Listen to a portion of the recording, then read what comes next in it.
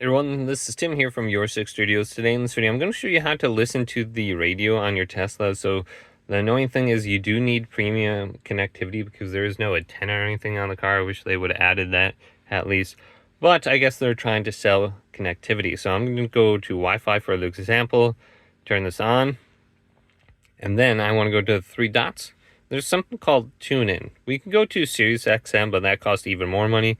You got to pay for the subscription for premium connectivity and then a Sirius XM. But TuneIn right here is free. We can just go to this. And it's got some of these local stations for me in my area too. So I can listen to these.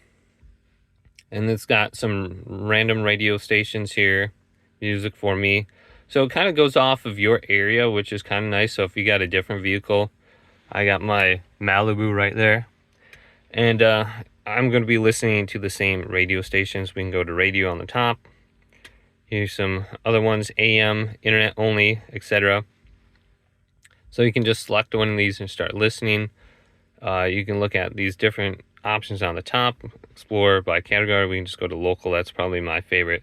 That's really all I want to do, and then just select one. I'm not sure if this is going to be copyrighted music or not, but hopefully this video did indeed help you out.